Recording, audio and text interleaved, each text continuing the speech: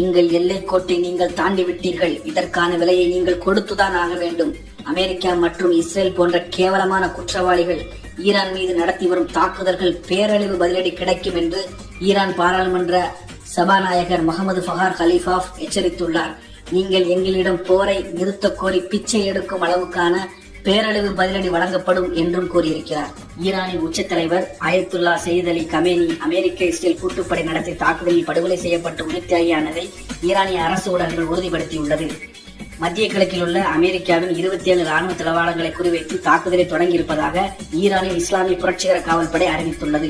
இடைவேளையின்றி Israel மீது தொடர்ச்சியான தாக்குதல்களை ஈரான் நடத்தி வருகிறது. இதனால் இஸ்ரேல் முழுவதும் சைரன் சத்தம் அலறி வருவதாக இஸ்ரேல் சேனல் 12 செய்தி வெளியிட்டுள்ளது. இஸ்ரேல் தலைநகர் டெல் அவிவில் நடத்தப்பட்ட தாக்குதலில் 40 கட்டிடங்கள் முழுவதும் அழிக்கப்பட்டதாக இஸ்ரேல் செய்தி நிறுவனம் செய்தி வெளியிட்டுள்ளது. மேலும் 200 குடியிருப்புகளில் இருந்து மக்கள் வெளியேற்றப்பட்டுள்ளதாகவும் தகவல் வெளியாகியுள்ளது.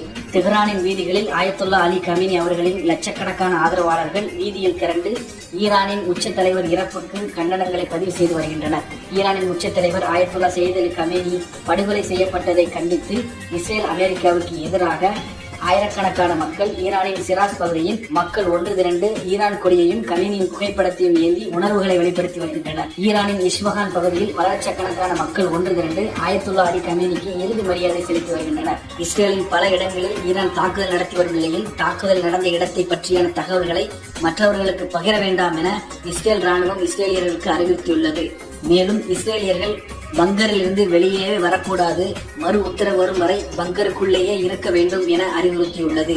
இஸ்ரேலை குறிவைத்து பல அடுக்கு தாக்குதல்களை ஈரான் நடத்தி வரும் நிலையில் இந்த அறிவிப்பு வெளிவந்துள்ளது. ஜோர்டான் தலைநகர் அமானில் உள்ள அமெரிக்க விமானப்பட தளத்தை நோக்கி ஈரான் ஏவுகணைகளை ஏவி இருப்பதாகவும் அதன் எதிரொலியாக டெல் அவிவ் வரை சைரன்கள் அலறியதாகவும் செய்திகள் வெளியாகியுள்ளன. எனினும் ஜோர்தான் அந்த ஏவுகணைகளை இடைமறித்து விட்டதாக கூறியிருக்கிறது. ஜோர்டானில் உள்ள அமெரிக்க தூதரகம் தங்கள் ஆதரவாளர்களை பதுங்குகுழியிலேயே பதுங்குமாறு அறிவுறுத்தியுள்ளது. உள்ளூர் அரசு சொல்லும் முன்னெச்சரிக்கை நடவடிக்கைகள் கட்டாயம் பின்பற்ற வேண்டும் என்றும் அறிவுறுத்தியுள்ளது. துபாய், தோஹா, குவைத், பஹ்ரைன் போன்ற நகரங்களில் இன்றும் ஈரானின் அடுக்கடுக்கான தாக்குதல் தொடர்கிறது. ஈரானின் ஏவுகணை தாக்குதலால் துபாயின் ஜபீல் அலி துறைமுகம் முழுக்க புகைமூட்டமாக காணப்படுகிறது.